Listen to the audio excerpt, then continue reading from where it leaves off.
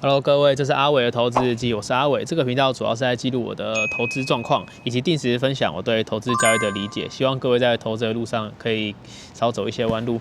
好，我最近有看到一个很有趣的议题，它叫做：如果你现在从零重新开始累积财富，然后进入投资市场，你会怎么做？对，我觉得蛮多人都是现在回想起自己刚开始投资的那个过程，应该都是满满的后悔。我觉得我也不例外，所以我觉得。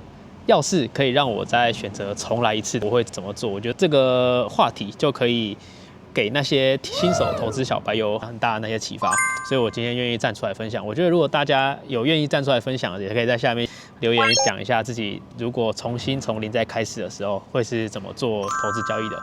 那我先讲。主要有3点，我觉得我没有做好的，也是我如果再重新开始，我会先做这些事情的。那第一点，我觉得我会先认清所有资产类型，我不会排斥任何的什么金融商品，我觉得我全部都是先把自己当做一块海绵下去吸收。因为像我刚开始一进去接触投资的时候，接触到的商品就是加密货币、虚拟货币。但我完全不知道虚拟货币背后的那些什么区块链啊，那些什么分割那些东西是什么，完全没有概念。但我只看到东西就是 K 线图价格，我就被涨幅什么那些东西深深的着迷。对，大家也知道加密货币，我大学的18年那个时候的涨幅多么可怕。但我那时候都只看到那些东西，完全没有管那个背后的理论，什么去中心化那些东西到底是什么。所以我觉得我最大的错误就是我没有认清楚所有资产就先下去投资，而且还有很多。投资的项目像是台股、美股、ETF、定存、基金、债券、REITs、权证、可转债这些东西，这么多投资商品，为什么你要投资加密货币？你得给我一个理由。我觉得我是站在一个以管窥天的角度去看这个投资市场的，但其实应该要先把所有东西认清了，然后再下来选投资。像我觉得这边应该蛮多投资新手进来投资市场的时候，我觉得现在看影片的各位，我相信各位应该也都是投资台股。为什么？因为它就是最好接触、最容易走到券商那边去开户。但是这个世界上有很多金融商品，为什么你投资台股？台股比美股好吗？台股比什么其他的商品更优越吗？更棒吗？还是只是单纯你不想去认识其他的资产？你对其他的资产有排斥？我觉得大家在投资领域的时候，可以去想想，一个专业的投资人应该是理解所有的商品，再从中去看他们的风险报酬，然后去配置他们的资产，这才是一个正确的投资观念。所以我觉得再重新让我回到我刚开始进入投资市场的那个时候，我觉得我不会盲盲目目就把钱投到台股、投到加密货币，我觉得我会花时间认真去了解每一个资产背后它的逻辑是什么，为什么会需要这个资产？是这个资产是用来帮助哪一些人在干嘛？像有些资产是用来避险的，有些资产是固定收益的，有些资产是像是股票是会有现金流在背后的。这些东西我觉得大家在进入投资市场之前，我觉得都应该先花时间了解。所以这个是我觉得刚开始进入投资市场上第一件会做的事情，就是重新认识所有的资产，且不要排斥。那第二个也是我第一部影片是28岁我开始记录我的投资的那一部影片讲的。我会先执行一股大盘计划。假如我今天到金融领域，假如我投资台股，我就会先去买一股0050。那如果投资美股，我就会买一股 VTI， 这样就是先买一个大盘，那就买一股就好了，也不用多，那几千块而已，就放在那里。为什么？因为我觉得你要先了解这个市场上的贝塔市场上基本的报酬，大家都会以像是机会成本、投资的机会成本的概念，就会以大盘的报酬率当做贝塔。我觉得你没有先理解贝塔的时候，你根本不知道你自己在交易、在投资，你得到的是阿尔法，是主动报酬还是超烂报酬？对，你就是瞎做，你做得好你就觉得我很优越，我做不好我就奇怪，运气很差吗？什么的？我觉得要先有一个比较的基准，那你就只要去买一股大盘，你就可以实时跟这个大盘去做比较。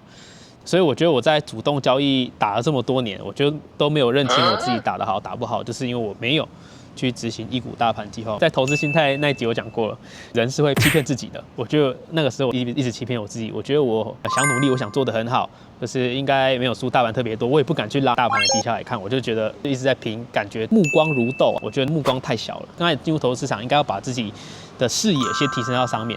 对，不应该看到什么就矛头下去苦干，所以一股大盘计划我也推荐给各位。我觉得刚好是股票，像你也可以去买债券，还有什么基金、REITs、权证、可转债，我觉得大家都是可以先去买小小的单位，先试试看水温，也可以。我觉得你有做买进这个过程，你可以开始就是感受到资产的波动，还有你账户波动，你就会有感觉，你也更加会去花时间去研究。就算你只下单了一股。对，这边给大家推荐第二个，如果大家现在刚踏入市场化，我觉得可以先去执行一股大盘计划，就买一股放在那里。我觉得10年后你回去看那一股，你都会特别有感觉。好，那再讲第三个，我觉得影响我最深的，也是最近1-2年才意识到的。我觉得我会放弃择时，长期投资。我觉得有一句话真的影响我非常深，这句话是一个英文，它叫做 "Time in the market beats timing in the market"。它讲的意思就是你的资产待在市场的时间 ，time in the market beat 就是打败 timing in the market。timing 讲的就是择时。在市场当中择时，其实会被你单纯资产放在市场上的那个报酬给打败了。这也是我从主动投资者跳到被动投资者的一个心路历程。对，我觉得也呼应到第二点，因为我没有执行一股大盘计划，不然我觉得我很快就可以理解到长期投资的这个效益了。而且你去看，为什么现在资产第一名的是巴菲特那种长期投资者，而不是那种短线交易者？如果他每一天都可以拿100%，那这个人一定会是世界首富。但是就不存在，巴菲特他是靠在投资领域上是靠他长期投资，还有他的什么价值投资、价值选股方式，才走到今天这个地步。巴菲特有一句话，我觉得大家可以听听看：如果你有一只股票，你不愿意持有它10年，那你连10分钟都不应该去持有它。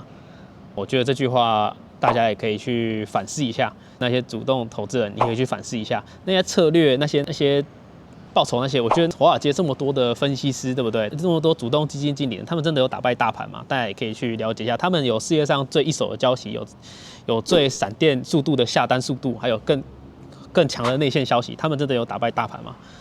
真的是不一定。所以我觉得大家也可以买一股，享受长期投资的效益，跟自己绩效比一下。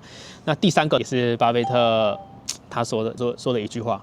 我觉得也是改变我很多，还是影响我很深。他说：“人人都能富有，但是很多人不愿意慢慢富有。”对，人人都能富有，但是很多人是不愿意慢慢富有的。这句话，我觉得大家其实在这个发展迅速的时代，常常会觉得自己落后了，想要去多做很多，或是日新月异，要赶上科技、投资 AI 股票什么的。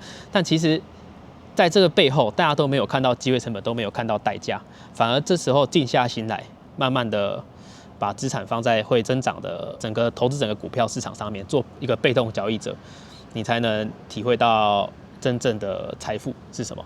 好，那这集就讲这么多。我再帮大家复习一下，如果我从零开始累积财富，我会这么做。第一个就是认识所有的资产类型，对所有资产类型不要排斥，都花时间下去认识。第二个，执行一股大盘计划，先买一股大盘，感觉市场 beta 资产波动的感觉。那第三个就是放弃择时，长期投资。好，那这些经验跟各位分享。这是阿伟的投资日记。如果大家对我的投资记录有兴趣，还有对我分享的投资观念有兴趣，可以订阅这个频道，也不要吝啬在这个影片下面按赞，也可以留言一下。如果自己重新回到刚开始投资的那个时候，你会想要对自己说什么，或是重新开始你会怎么做？